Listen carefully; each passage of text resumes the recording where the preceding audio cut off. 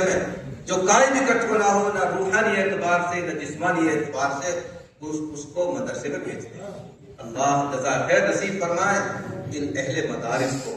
یہ بیچارے گھر گھر در در کی ٹھوکریں کھا کھا کر کے کسی بچے کو جو آج آپ نے ردی کی ٹوکری میں ڈال کے مدرسے والوں کو حوالے کیا، 2 3 4 سال بعد دیکھتے ہیں آپ مدرسوں میں آ کر کے آج یہ بچہ حافظ قرآن ہو گیا اور اس کی دستار بندی ہو گئی۔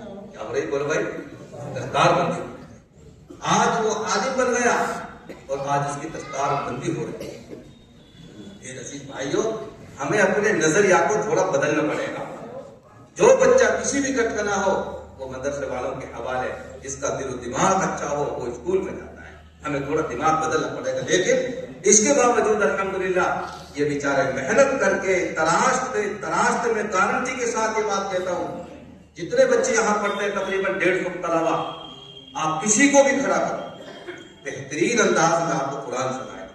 میں چیلنج کے ساتھ کہتا ہوں کہ اسکول کے بچے کھڑے کرو، کالج کے کھڑے کرو، وہ اس طرح کی آواز اچھی نہیں ہوتی، وہ اس طرح قرآن نہیں پڑھ سکتے، وہ بول نہیں سکتے جس طرح ماشاءاللہ ان مدرسوں کے بچے بولتے ہیں۔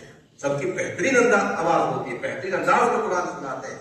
یہ برکت ہے ان مدرسوں کی، اہل مدارس کی، ان کا اساتذہ کرام کی، تراش کے ان کو تیار کرتے ہیں، قوم کے سامنے پیش کرتے ہیں۔ ہے نا بھائی؟ بہت بڑا کمال ان کا، بہت بڑا کمال۔ یہ کہنا بہت آسان ہے جی، کھا گئے ملا، لے گئے ملا اور یہ کر گئے ملا، یہ کہنا بہت آسان ہے، تانا کسنا۔ لیکن میں یہ بات کہہ رہا ہوں آپ سے، مدرسے چلا کر کے دیکھو، زبان کا ہلانا کوئی مشکل نہیں ہے، کوئی بھی کچھ کہہ دے پیٹ بھرے گی، لیکن مدرسہ چلانا ہم اہل مدارس اس لیے جانتے ہیں، جب مدرسے سے باہر نکلے اور کوئی فون آتا ہے، واللہ کہہ رہا ہوں اللہ کے گھر میں روح کانپ جاتی ہے۔ اللہ بہتر جانے کیا معاملہ ہو گیا، کیا ٹیلی فون آیا، کسی بچہ کو حادثے کی شکایت نہیں ہو گیا، کوئی معاملہ تو نہیں بگڑ گیا۔ جب پوری بات سن لیتے ہیں تب جا کر کے اطمینان ہوتا ہے۔ ہاں، کیوں کہ اتنے سارے بچوں کا رکھنا، گھر کی دیکھ بھال کرنا ایک بہت بڑی ذمہ داری ہوتی ہے، پوری بیچارے مدرسے والے ذمہ داری کو نبھاتے ہیں۔ اللہ تعالیٰ ہم سب کو اس بات کی اور اہل مدارس کی قدردانی کی توفیق عطا فرمائے۔ تو قرآن کریم میں اللہ تعالیٰ اپنے نبی سے فرما رہے ہیں کہ میرے محبوب لوگوں سے کہو، کیا کہو؟ هل يستوي الذين يعلمون والذين لا يعلمون، کہ لوگوں سے یہ کہو، یہ پوچھو، کیا پڑھے لکھے اور ان پڑھ برابر ہو سکتے ہیں؟ جواب کیا آئے گا؟ نہیں ہو سکتے۔ اسے کہتے ہیں استفہام انکاری، نہیں ہو سکتے۔ انما يتذكر اولو الالباب، لیکن اس بات کو سمجھے گا کون کہ پڑھے لکھے ان پڑھ برابر نہیں ہو سکتے؟ کون سمجھے گا؟ اللہ فرما رہے قرآن حکیم میں، وہ سمجھیں گے جن کو اللہ تعالیٰ نے صحیح بدھی، صحیح عقل دی ہو، سوچنے سمجھنے کے لیے اچھا دماغ دیا ہو، وہ فرق کر پائے گا۔ پڑھے لکھے ان پڑھ برابر نہیں ہو سکتے۔ ہر ایک آدمی کی بس کی بات نہیں ہے کہ وہ سمجھ سکے کہ ان پڑھ پڑھے لکھے میں کتنا بڑا فرق ہے۔